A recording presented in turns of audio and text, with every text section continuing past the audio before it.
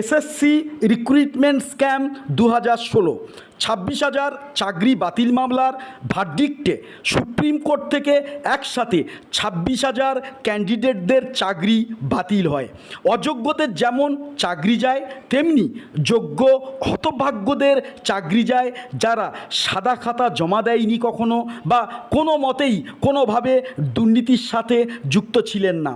ঠিক এই জায়গায় থেকে দাঁড়িয়ে রিভিউ পিটিশনের মাধ্যমে প্যানেল বাঁচাতে চাইলে দুইটি ডকুমেন্টের মধ্যে একটি অবশ্যই দরকার, ওএমআরের হার্ড কপি নয়তো ওএমআরের মিরর ইমেজ, যেটি সরকারি ওয়েবসাইটে বা এসএসসি এর ওয়েবসাইটে প্রকাশ করতে হবে প্রত্যেকটা ক্যান্ডিডেটের ইন্ডিভিজুয়ালি। ওএমআরের হার্ড কপি ডিসপোজাল করার আগে মিরর ইমেজ সংরক্ষণ অবশ্যই করে সার্ভিস রুলের অন্তর্গত। 26,000 চাকরিজীবীর পরীক্ষা অনেক বছর অতিক্রান্ত, তাই স্বাভাবিকভাবে ওএমআরের হার্ড কপি ডিসপোজাল করা হয়েছে, কিন্তু ওএমআরের মিরর ইমেজ তো বাধ্যতামূলক সংরক্ষণ, তাই ওএমআরের বিকল্প হিসাবে মিরর ইমেজ যদি কোর্টে প্রডিউস করা না যায় তাহলে যোগ্যদের চাকরি টিকবে না, এটা অবশ্যই বলা যেতে পারে। ওএমআর টেম্পার্ড করলে মিরর ইমেজে তা ধরা পড়বে, ফলে প্রকৃত যোগ্যকে ও প্রকৃত অযোগ্যকে তা ফাইন্ড আউট একেবারে জলের মতো পরিষ্কার হয়ে যাবে।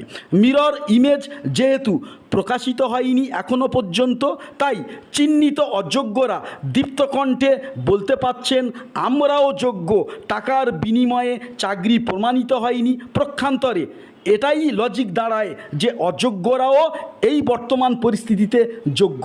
ঠিক এই জায়গায় থেকে যোগ্য শিক্ষক ও অশিক্ষক কর্মচারীরা এসএসসি অভিযান করছেন।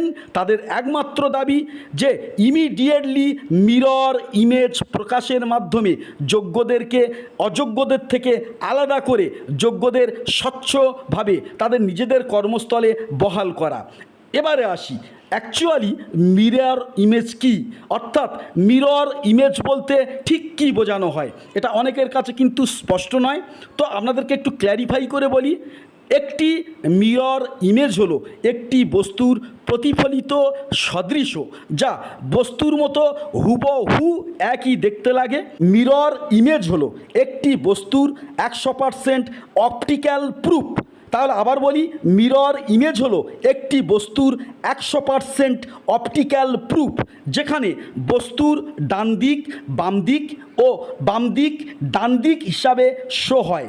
তো টেম্পার্ড ও ম্যানিপুলেশন করলে বিসদৃশ রিজলিউশন তৈরি করবে এই মিরর ইমেজের মাধ্যমে, যার মাধ্যমে অতি সহজে দুর্নীতি স্পষ্ট হয়ে যাবে।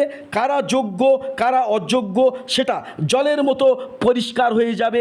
যদি আমরা দেখি যে যোগ্য শিক্ষকদেরকে চাকরিতে পুনর্বহালের লক্ষ্যে এবং এসএসসি তার সৎ উদ্দেশ্যে এসএসসি মিরর ইমেজ প্রকাশ করে, তাহলে যোগ্যদের চাকরি টিকে যাবে, এটা 100% কনফার্ম, এটা বলার অপেক্ষা রাখে না।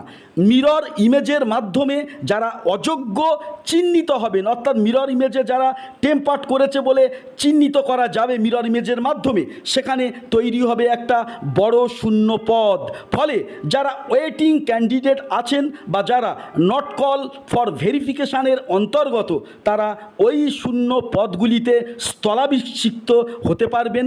এবারে প্রশ্ন হলো, নট কল ফর ভেরিফিকেশানরা তো প্যানেলের মধ্যে নেই, অর্থাৎ তারা ভাইবা দেয়নি, তারা চাকরি পাবেন কিভাবে? তো শূন্য পদ পূরণের স্বার্থে নট কল ভেরিফিকেশানদের ইন্টারভিউতে ডাকা হতে পারে। এবারে ওয়েটিং ক্যান্ডিডেটদের তুলনায় যদি নট কল ফর ভেরিফিকেশানের কোনো এক ক্যান্ডিডেট যদি ইন্টারভিউতে চূড়ান্ত নাম্বার পান, সেক্ষেত্রে তিনি কাট অফ মার্কে অনেকটা এগিয়ে গিয়ে তিনি মূল প্যানেলে ঢুকে যেতে পারেন। এই সম্ভাবনা বা এই প্রবাবিলিটি কিন্তু অনেকটা থেকেই যাচ্ছে।